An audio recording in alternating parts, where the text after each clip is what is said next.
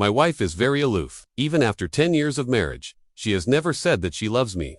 Before I died, I found a love letter that she had prepared for a long time, but the name on it wasn't mine. It turned out that she was just cold towards me. The first thing I did after being reborn was to cancel the marriage contract and help her deliver the love letter. She blushed with anger and lost her temper at me for the first time.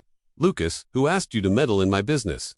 An hour before the elevator accident, I was cleaning the attic and found a yellowed love letter. The handwriting was familiar, and so was the signature at the end, but the name at the beginning wasn't mine. This was a love letter that Emma wrote to another boy. At the moment when the elevator fell, I was still thinking I hadn't had the chance to find out who the man she liked was, what he looked like, and whether he was much better than me. When I woke up again, the sun outside was blinding. Ahead was in a daze, and my brother Julian beside me sighed. You finally woke up. I was so scared just now. Fortunately, the person next to you reacted quickly and sent you to the infirmary.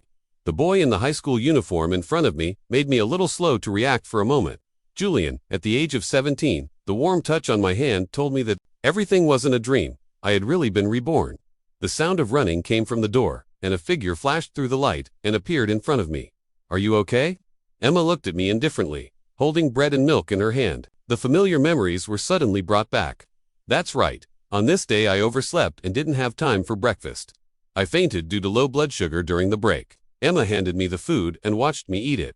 There was a small physics test in Emma's class that morning, but she skipped class because of me and was later scolded by the head teacher. At the age of 17, I was still deeply immersed in the illusion that she was worried about me. But with the thinking of a 32-year-old, I now know very well that Emma was just fulfilling her promise to my father to take good care of me. Emma's father and my father were comrades in arms. Later, Father Lynn sacrificed his life, and Emma's mother took the compensation money and ran away.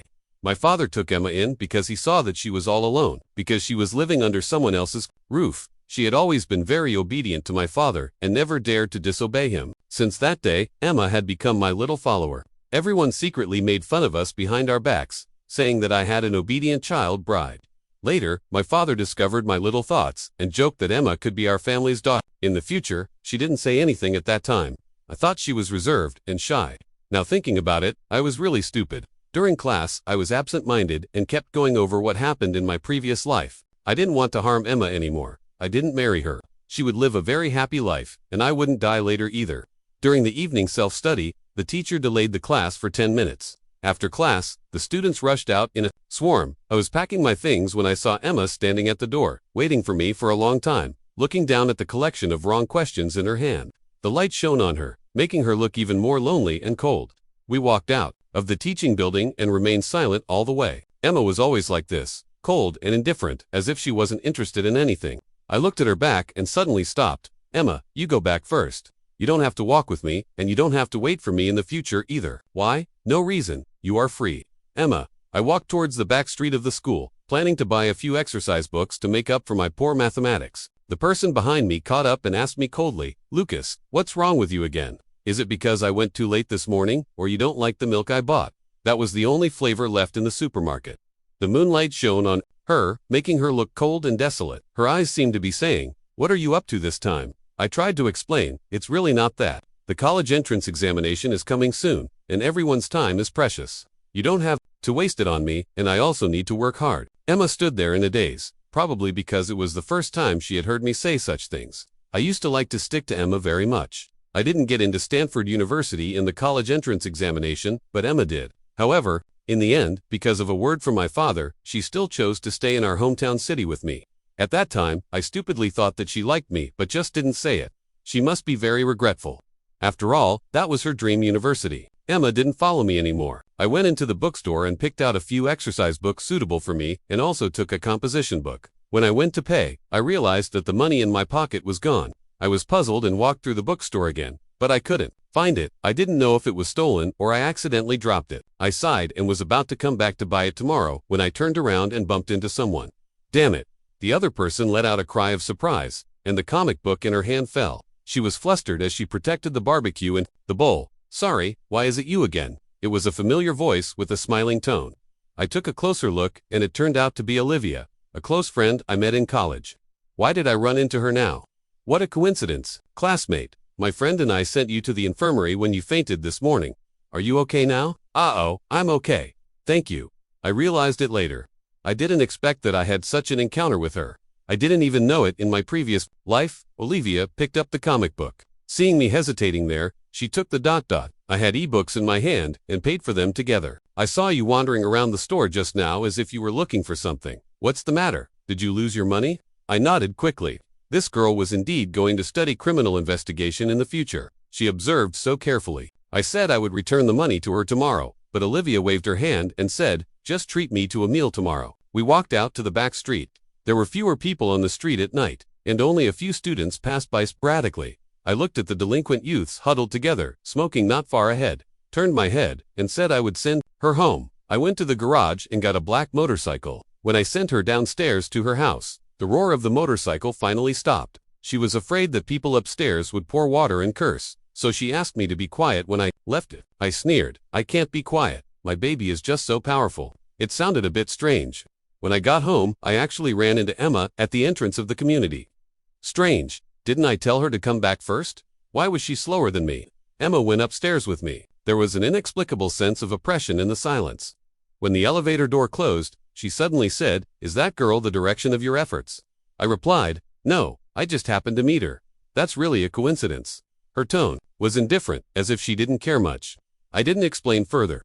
When we got home, Emma would go take a shower after finishing her homework. While she walked into the bathroom, I secretly slipped into her room and found that love letter. She always hid things in a fixed place under the pile of books. It was easy to find. I opened the letter and thought hard, but still didn't know who the classmate was. Could it be a classmate in her class? With her cold appearance, she probably wouldn't be able to catch up with others in her whole life. How about I give her a hand? The next day, I went to school with dark circles under my eyes. I checked all night, and there were no boys in Emma's class, only girls.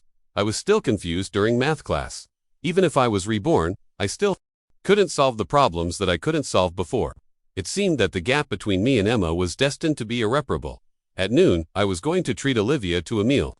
Unexpectedly, Emma was waiting for me at the door again, holding the roast chicken that I like to eat in her hand. I said, "You don't have to wait for me in the future, right? Just do whatever you want." She handed me the bag in her hand and said, "Thank you. You don't have to buy it for me in the future." Emma looked at me in confusion and sighed slightly. "Lucas, what on earth did I do to make you keep avoiding me recently?" I replied, "It's not your problem, it's my problem. I just figured out some things."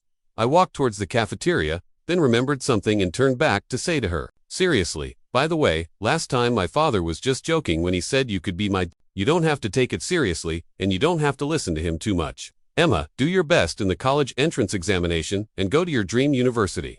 Emma frowned as if she didn't understand why I was saying these things. When I arrived at the cafeteria, Olivia had already found a seat and was waiting for me. "What's this?" Olivia glanced at the bag in my hand. "Roast chicken. You can have it. Thank you for helping me yesterday." "Hey, don't be so polite." Olivia waved her hand, but then she smelled the aroma of the roast chicken and couldn't help but eat a drumstick. Once she started, she couldn't stop. She ate until there was oil all over her mouth. I was about to remind her when a cold voice came out. "No wonder you had to get rid of me. Are you two dating?" Olivia was startled and almost choked. I turned around and met Emma's cold eyes. I always had the illusion of being caught in the act. No, I'm not her husband anymore." Olivia sensed that something was wrong between us and made an excuse to go buy water. "No, I just met her. We're just ordinary classmates." I was telling the truth, but Emma interrupted me impatiently. "You don't need to explain to me. I'm not going to tell Uncle. There's no need to avoid me in the future," she said coldly, turned around indifferently, and seemed a little angry. Olivia came back and secretly asked me who that person was, looking at her with gossipy eyes. Thought that Emma and I were a couple. I briefly told her about our situation, and Olivia smiled knowingly. "Oh, childhood sweethearts. She seems to care about you quite a lot." "Not really. Emma can't wait to get rid of me." After school on Friday, Julian wanted to try the new products at the barbecue restaurant opposite the school and dragged me along. This barbecue restaurant has been open for a long time and has always had good business. The roast chicken that Emma bought for me was from here. Julian ordered 2 portions of the special roast chicken. While waiting, I heard the clerk say that there was a shortage of food and was discussing it with the owner, Nathaniel. Out of the corner of my eye, a boy in a school uniform flashed by and walked towards the backstage of the workplace. Nathaniel's son, Ethan. I had seen his name on the list of the English composition competition before.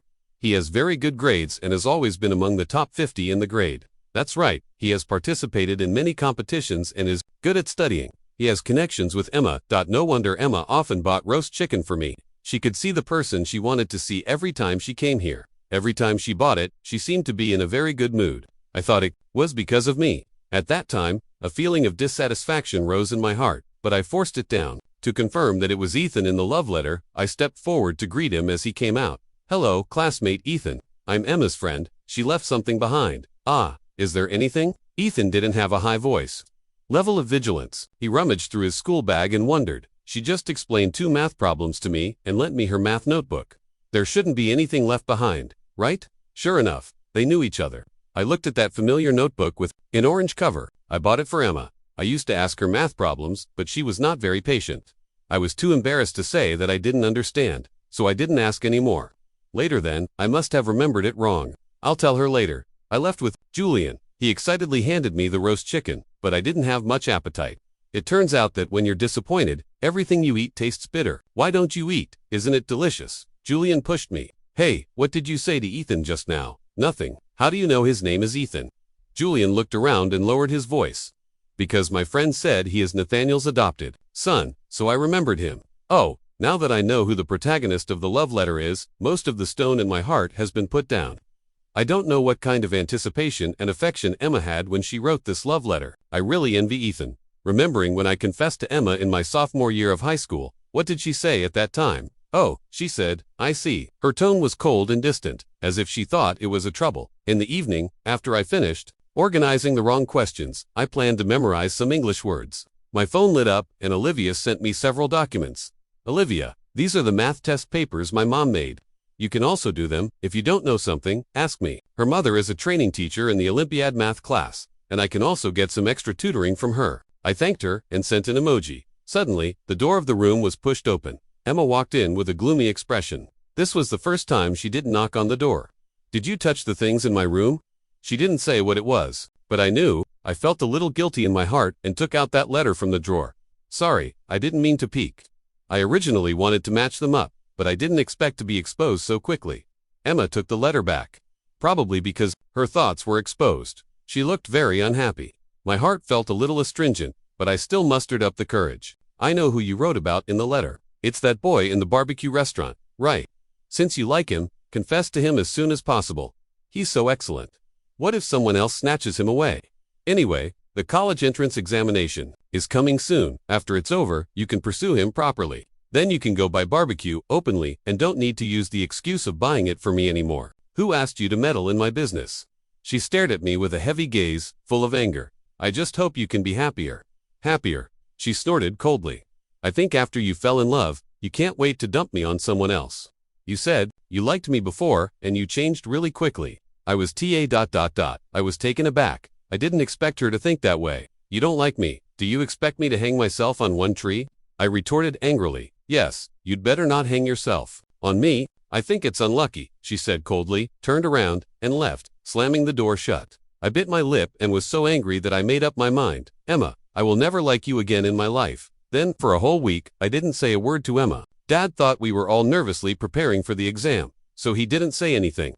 When I was free on the weekend, I went to the library with Olivia to do exercises. Her grades are better than mine, and her thinking is more flexible than mine. She often explains problems to me. When she's under a lot of pressure, I will take her for a ride on that black motorcycle, just thinking that we will be close friends for a long time in the future. I have some expectations for the future again, probably because I doubled my efforts in this life. My grades improved by more than a dozen places in the monthly exam. Dad received a call from the head teacher and was so happy that he couldn't close his mouth. Emma, who was making coffee, heard it, glanced at me, and sneered in a low voice. "You're really amazing. Falling in love didn't affect your studies either." "Same here. Didn't your secret crush on someone else not delay you from getting the first place in the exam?"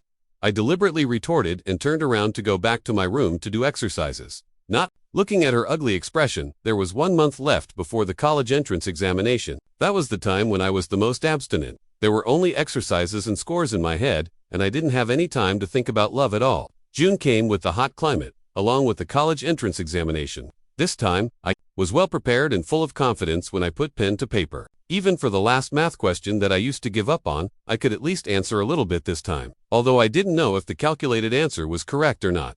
When the last bell rang, the exam was over.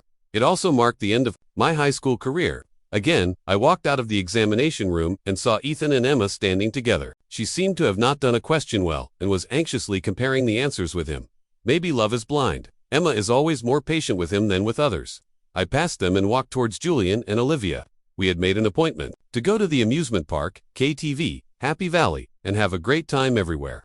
During the time before the results were announced, I went crazy playing outside every day, and my dad was too lazy to care about me. Strangely, Emma called me every day to ask me what time I would be back. Occasionally, when it was too late, I would send Olivia home first. Every time Emma found out, she would make some sarcastic remarks. For example, today is my birthday, and I'm officially 18 years old. I didn't get home until the early morning. I had a little wine, and Olivia slowly accompanied me home. When we got downstairs, she suddenly stopped me. "Lucas, can I accompany you on every birthday in the future?" It was too dark, and I didn't see her expression clearly. I thought she was declaring the beginning of our revolutionary friendship. "Of course, you're my best friend." I slapped her several times vigorously.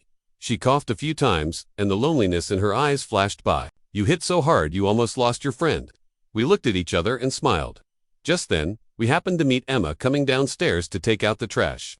She stared at us resentfully and said unkindly, "Lucas, it's already past 12 o'clock. Aren't you going home? Hey, go back. Your childhood sweetheart is urging you." Olivia whispered and teased me, waved at me, and told me to go back and drink some honey water. On the way up in the elevator, Emma was still nagging. For the first time, I thought she was as talkative as an old woman. "Aren't you annoying? I'm back, aren't I?" She was taken aback and said in a strange tone, "Am I annoying? Didn't you promise me to be home before 10 o'clock in case something happens to you?" I replied, "How can I explain to Uncle? This is an exception, and I'm with Olivia and the others. There's no danger. Even if I don't come back, I naturally have some place to go. Not coming home at night. Where else do you want to go with her? Don't think you can mess around just because you're in a relationship." Emma's tone became serious, and she was full of vigilance. I looked at her strangely. "Why are you being so fierce?" She looked away uncomfortably and fell silent. When I walked into the house and was pouring water, she said sullenly, "It's your birthday today. Why didn't you invite me?" "Oh, I forgot. In fact, I didn't forget. I just didn't want to think about the unhappy things in the past on such a happy day." Emma lowered her eyes and went to the refrigerator to get honey for me with a desolate look. After a while, she handed me a blue box. "Happy birthday." "Thank you." After I finished drinking the honey water, I didn't have the urge to open the gift box. She hesitated for a moment, wanting to say something but holding back, and then lowered her head and went back to her room. I didn't have much expectation for the gift. She gave me anime character cards in the past, the kind that could be obtained by scanning a QR code on the street, and those cards were everywhere. Until now, there are still those cards laid out all over, beside my bed. I opened the box without much enthusiasm and was instantly stunned. It turned out to be a little boy carrying a cool school bag, which looked a lot like me when I was a child. The person who knitted it was obviously a beginner, and two flaws were clearly visible to the naked eye. Did she actually make it by herself? It's really a rare thing in this life.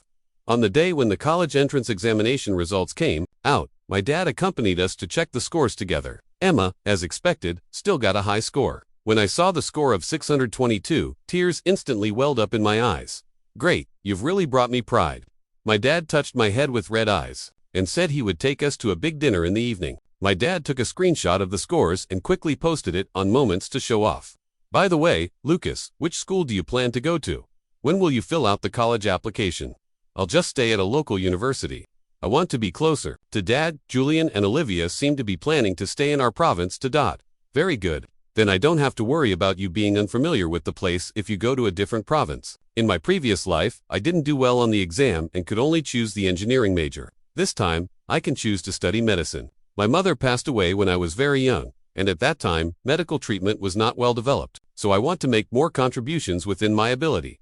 Emma didn't seem surprised at all when she saw her score. Ethan probably got a score similar to hers, and then they could go to Stanford University together. That's really nice. While my dad was on the phone, Emma suddenly asked me, "You want to stay local, mainly because of Olivia, right? Do you really like her that much? What does it have to do with you?"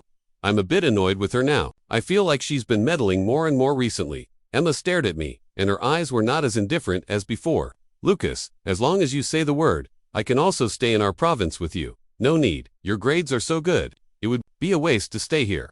Just go to your dream, Stanford University. Ethan is probably going to get into that school too, and you two can keep each other company." I didn't give him the love letter. Oh, my phone lit up, and Olivia called me. Just as I was about to answer the phone, Emma grabbed my wrist and looked a bit annoyed. "Don't you care at all?" "Care about what?" care about you. Who was it that said, don't let me hang myself on one tree and was afraid of bad luck? I just repeated her own words back to her, and her face suddenly turned pale. I shook off her hand and went to the balcony to answer the phone. Olivia's parents both work in our province, so she stayed in the province and had the same college application as me. Great. We can go for rides on the motorcycle together again. In the future, after that day, I didn't pay much attention to Emma's whereabouts. Whether she chased Ethan or not, it had nothing to do with me anymore. In the blink of an eye, the summer vacation passed, and I went out to play with Olivia every day. I learned to drive, took the driver's license test, and I got a lot done. Emma received the admission notice from Stanford University and left without saying goodbye to me when the new semester started, as if she was angry with me. The daily life of a medical student is so busy.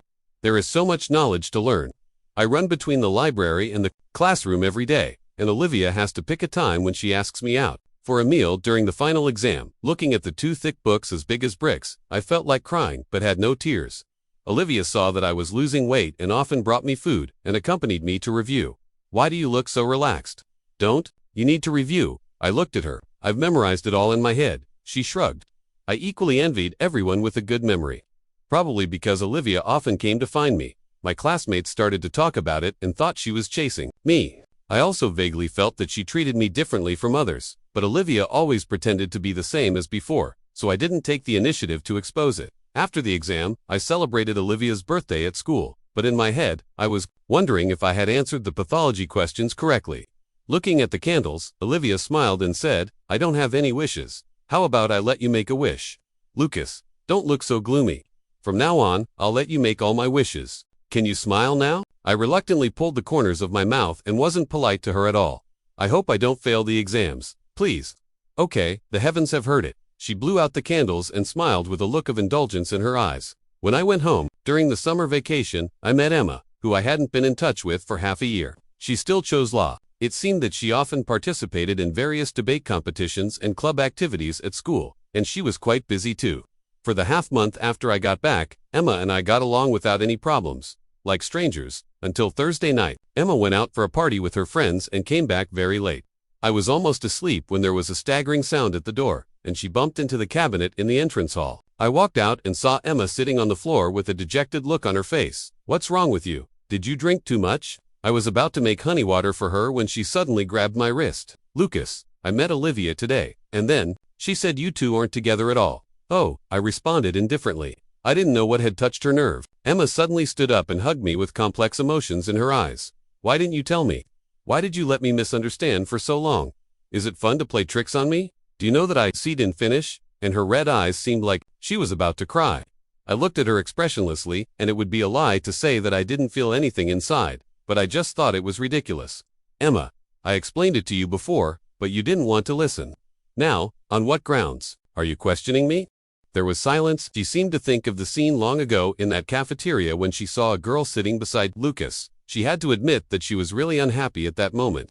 This feeling had persisted until now, and had grown deeper and deeper. Emma wiped her eyes and mustered up the courage to look at me. Lucas, I don't think I can let you go. Can you still like me? I had fantasized about such a scene, but when it really happened, it was already too late. I knew why she was anxious and grabbed me tightly. Was it because of that love letter? I was naive before and couldn't tell the difference between liking and admiration. I don't like Ethan. I just felt a kind of empathy with him as a similar person. But I've never felt that you liked me. I only felt her impatience and concern towards me. Give me a chance. Let's start over. I will definitely make you feel my feelings, she begged, staring at me with her drunken eyes as if I was her last straw. When she was drowning, I pushed her several times, but she didn't let go. The more I resisted, the more anxious she became. Lucas, please like me again, she said. She raised her head and kissed me. I dodged in a panic and pushed her away with my hand. She bumped into the cabinet, and the dull sound shattered the quiet night. The pain brought her reason back. Emma suddenly let go of my hand, and there was a desolate look in her eyes. Lucas, I didn't want to listen to her anymore and quickly fled back to my room. The next day, I wanted to act as if nothing had happened, but Emma looked at me with a guilty expression. At noon, Olivia came to pick me up. We had made an appointment to see the latest released movie today. She dressed very beautifully and even wore a floral little dress. As soon as she opened the door and saw that I looked listless, her face tensed. What's wrong with you? Are you sick or are you in a bad mood?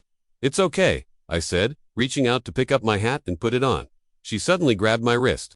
There were several nail scratches which were obviously caused by external force. Who did this? She became alert, really looking a bit like a police officer. I accidentally did it myself, I said, but Olivia clearly didn't believe me. Her eyes locked onto Emma on the sofa, and she stepped forward to question her. Did you do this to him? Yes. Emma had been staring at us since just now, and was already extremely annoyed. Damn you. Olivia suddenly tried to hit her, and I was so scared that I quickly grabbed her. But Emma seemed to have found an outlet for her anger and grabbed Olivia's hair, trying to fight with her. I panicked and shouted at them to let go. If my dad came back and saw the mess, he would surely scold us to death. Stop making trouble. Can you calm down a bit? I grabbed Olivia and pulled her away, and saw that there were bruises on her face. How could a future police officer be so impulsive? However, Emma didn't look much better. Olivia had received training and deliberately targeted the painful spots. Emma's face was pale, but there were no visible marks for the moment. Olivia didn't dare to make a sound when I glared at her and said weakly, "The movie is about to start. Let's go." "What movie are we still going to see? You're injured like this. Come with me to the pharmacy to buy some medicine." I angrily dragged her out the door, completely forgetting that there was someone else who, Emma looked at the two backs and covered her side face with a desolate expression. After buying the medicine, I applied it to Olivia, and she grimaced in pain. Don't fight casually in the future. What you've learned is for protecting people, not for fighting. She bullied you, and you're still speaking for her. She widened her eyes and looked very unconvinced. I didn't. I'm speaking for you. If you get reported and receive disciplinary action, won't it affect your career as a police officer? Olivia was taken aback. The corners of her mouth curled up, but then she winced in pain and lowered her head. Lucas, you're so worried about me. No, I'm not. Yes, you are. Since falling out with Emma, she hasn't made any more extreme moves, but she really seems to have started to like me and is trying to make me feel it. Every festival, she would come back to cook for me and give me carefully prepared gifts on my birthday, National Day, and Christmas. She was always there at school, looking at her with dark circles under her eyes due to lack of sleep from catching a plane. I just thought she was wasting her time, but she only cared about whether I was happy or not. On my birthday during my senior year of college, I had to move to a dormitory on another campus. Olivia went to the police station for an internship and was sent on a mission, so she couldn't come back to celebrate my birthday. Emma was cooking in the kitchen and had chosen all the dishes I liked. I stared at the chat window with Olivia, distracted. What are you looking at? We can have dinner now. Nothing. I don't know what Olivia has been busy with these days and whether the things she's doing are dangerous. Lucas, Emma interrupted me in a cold voice, and I suddenly came back to my senses, remembering that it was Emma sitting in front of me. You've been talking about her ever since I came back. There was dissatisfaction in her eyes, but she was helpless. Oh, sorry, Lucas. When will you look at me? Let's eat. This soup looks good. Emma sighed. She thought she had tried hard enough. But why couldn't she go back to the way things were before? Late at night, when I was about to go to bed, my phone lit up. Olivia. I opened the window and quickly lifted the curtain, seeing Olivia standing downstairs, waving the glowing thing in her hand. I ran downstairs and looked at her in surprise. Didn't you say you might not be able to come back because of the mission? Yes, but I had no choice. I promised someone that I would accompany him on every birthday in the future. She handed me the glowing bottle in her hand, and there was also a box containing the sneakers I liked. The fireflies in the bottle were flying, flickering in the dark. This is for you. I saw it when I was on the mission. I thought you would like it. Thank you. I smiled at her, and there were some words I wanted to say in my heart. Olivia, she seemed to have guessed something, and quickly interrupted. Me, happy birthday, Lucas. I understood her concerns after all her job was special. I swallowed the words back and changed what I was going to say. Thank you, I'm really happy. When Olivia was doing her internship, I was studying for a master's degree. When Olivia became a team leader at the police station, I had just started my internship at the hospital. Every time I saw the pain of illness, life and death, I felt a bit uncomfortable mentally. Until one day, the hospital admitted several seriously injured people. Olivia was among them. She was stabbed in the abdomen, her spleen was damaged, and there was massive bleeding. My supervisor performed emergency treatment on her for a long time before the red light in the operating room went out. I took a moment to go and see her. Her face was pale, as if she wouldn't wake up the next second. With red eyes, I silently prayed that nothing else would happen to her. Late at night, I was reviewing the knowledge points of neurosurgery by her bedside when I suddenly saw her finger move. I looked up and happened to meet her eyes. Lucas, did you save me? No, it was my supervisor. I only helped a little bit. I got up to check her physical condition, asked her if she felt dizzy or wanted to vomit, and made records before I felt relieved. You look so professional now. Olivia smiled, and her eyes were bright. Of course, I've worked hard for so many years after all, then I'll have to rely on Dr. Lucas in the future. Nonsense, don't let me see you in the hospital in the future. She smiled, and the back of her hand gently touched the tip of my finger. After hesitating for a while, she didn't hold my hand. The nurse came to call me for the rounds, and I left after giving her some instructions. After that, it was the busy daily life again. Olivia stayed in the hospital for a month of recuperation, and many of her colleagues came to visit her. Every time I went for the rounds, her friends would wink at me with an expression that seemed to say everyone understood. However, Olivia didn't show any special signs until the day she was discharged from the hospital. She didn't say anything either and still called me Dr. Lucas obediently. I handed her the medicine, wrote down the instructions for taking it clearly, and pretended to test her. "Hey Olivia, don't you have anything to say to me?" "What?" "I will follow the doctor's orders." She played dumb. I smiled helplessly. In the following years, Olivia often went on missions and traveled all over the country. Sometimes, I couldn't get in touch with her. Emma was still as excellent as ever. After graduating, she joined a top law firm and became an elite lawyer. Within a few years, she was very rich now and would send me some strange but expensive things. From time to time, there were some that I didn't even have time to open, and they were all piled up in my dad's study. The hospital was so busy that sometimes I didn't even have time to eat. Emma came to see me a few times. But we didn't talk much before I had to go and get busy again. She was still persistent whenever she was free, would contact me and sometimes send gifts or meals to the hospital. Occasionally, when she was drunk, she would call me and keep asking me over and over again, "Lucas, what on earth do I have to do for you to like me? Can you tell me why you are treating me like this? You were the one who liked me first. How can you change your feelings so easily?" I was wrong. I shouldn't have said those words. "Can you come back and like me again? Lucas, I really miss you." No one's feelings can change so easily. In all the years we had been together, and in the 10 years we were married in my previous life, she had so many opportunities to say she loved me. Since she didn't, then it's over. Let's look forward. Time passed quickly, and I was 32 years old again. In my previous life, I died in an elevator accident in December of this year. I wonder if there will be any accidents this year. The ringing of the phone interrupted my reverie. Olivia's smiling voice came through. "Dr. Lucas, it's my birthday. Next week, what are you going to give me?" "I don't know. This girl has been pretending not to understand my hints for so many years. We're not a couple, but it feels like we're more than just friends now. She still wants me to give her a gift." She laughed softly. "The police station is going to give me a promotion. There will be fewer overseas assignment tasks in the future, and I can stay in our province and settle down. Oh, and then I also played dumb with her. Then I'll make my own birthday wish this year. My wish is a bit special. Do you think it will come true? Just give it a try." I pretended to be calm, but a trace of sweetness rose in my heart. Before the call ended, the nurse rushed over in a hurry and said that the director of the hospital was going to hold an emergency meeting. I quickly grabbed my notebook and rushed over. The director said that there was an earthquake of magnitude 8 in Tonking, and our hospital needed to send people to provide support. No wonder I felt a dizzy spell at noon. It wasn't an illusion after all. I was on the list, so I quickly packed my things and followed the team to Tonking. When we arrived at the scene, there were ruins everywhere and cries of pain. My colleagues and I didn't have time to feel sad and immediately joined the relief operation. There weren't enough supplies there, and it was inconvenient to get in and out. Many medicines were unavailable. We all posted on our moments to call for help, and Emma immediately contacted me, saying that she could donate supplies. "Thank you, Attorney Emma." "Emma, how are you going to thank me? Is this the only way you'll talk to me? I'm going to get busy." "Emma, be careful. Contact me if you need anything." Late at night, I was about to take over the shift with my colleague when a sudden tremor made everyone panic. "Quick, hide under the table," my colleague shouted. I had just taken a step when the ground suddenly caved in. The soil chunks caused by the cracking fell down quickly. Then it was pitch dark, and I lost consciousness. The earthquake wasn't as strong as the first one, but the damage it caused was still great.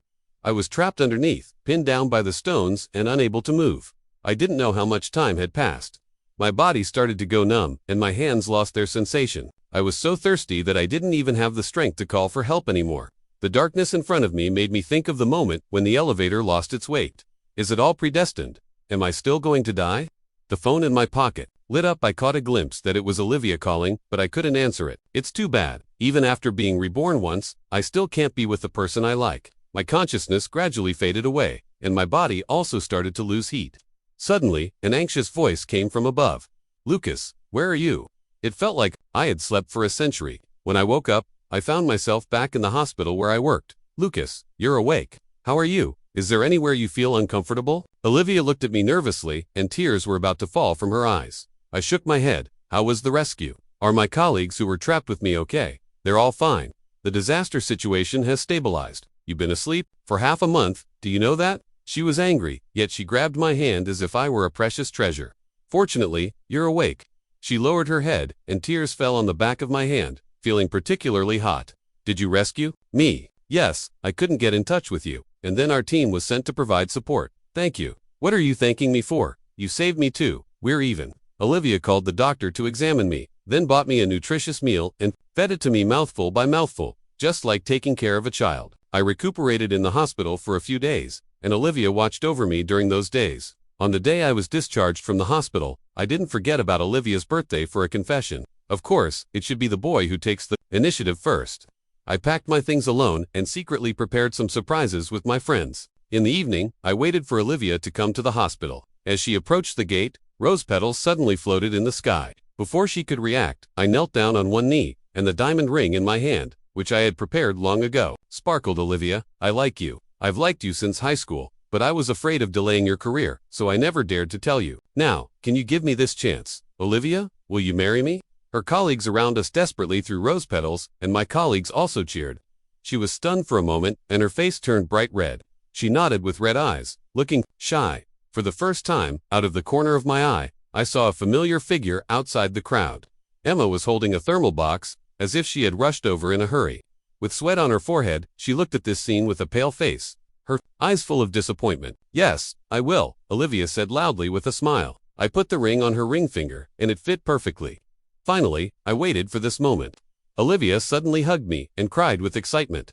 Wow, this is the first time I've seen the captain cry. What do you know? This is love. I'm so envious. Is it still too late for me to go back and repeat high school? I don't want to be single anymore. In the evening, I received a message from Emma. Are you really going to marry her? Lucas, I've been with you for the longest time. Why is it her in the end? Can you take a look at me again? I deleted the message and blocked her. Turning off my phone, I held Olivia and fell asleep peacefully. On the day I married Olivia, Emma didn't come, but she sent a diamond that was extremely expensive. When Olivia saw that gift, she started to speak sarcastically, thinking that Emma still had feelings for me. Then she embedded the diamond in a collar and put it on the Siberian husky that my dad raised. A year after I got married, Emma was still single. Later, Olivia gave birth to a daughter, and Emma was still single. My dad even advised her to find a partner early, since there were so many people chasing her. She drank silently with a gloomy expression. After dinner, Emma looked at the little girl in the cradle and pursed her lips. Lucas, she looks a lot like you. Yeah, if only. At the beginning, she didn't finish her sentence, held back her emotions, and let out a slight sigh. Olivia frowned and stared at her wearily. What do you want? This is my husband, and our marriage is legal. Don't have any wrong ideas. Emma sneered. It's only legal for now. Life is so long. Who knows? They might get divorced someday. She thought viciously, feeling a pang of jealousy in her heart. Olivia wanted to hit her again, but in front of the family, she held back. On the way back, Olivia was extremely angry. She even wanted to scold a dog as she passed by it. In the middle of the night, Olivia suddenly sat up and asked, Lucas, where did you put our marriage certificate? Why? I want to hide it. Stop making a fuss. I continued to sleep, and she started rummaging through the cabinets. Thinking about where to hide it. My name is Emma. From the first day I came to the Lee family, I knew that Lucas and I wouldn't be equal. Although Uncle treated me very well, if anything happened to Lucas, he would blame me for not taking good care of him. So I always followed Lucas and kept an eye on him to prevent him from causing trouble. Everyone said I was his child bride. I didn't refute it because that's the way it was. Living under someone else's roof, I really hated that feeling. I hated the house, and I also hated Lucas. He always pestered me, wanting to follow me to do this and that. I couldn't refuse, but I felt disgusted from the bottom of my heart. In order not to make Uncle think that the person he adopted was ungrateful, I had to please Lucas and not make him angry. As we grew older, he became more and more handsome. I often found myself stealing glances at him. When he caught me, I would pretend to be all him, narcissistic. I didn't want to fall in love with him. I didn't want to lose my last bit of self-esteem. But in the second year of high school, Lucas confessed to me. I couldn't help but feel happy in my heart, but I forcefully suppressed it. He was a bit disappointed with my reply, but he continued to pester me. The next day, one day he was sick. The medicine was too bitter, so he asked me to buy him chicken drumsticks at the barbecue restaurant. I met Ethan at that time. He accidentally dropped the freshly grilled chicken wings, and his adoptive father blamed him for not being able to do anything.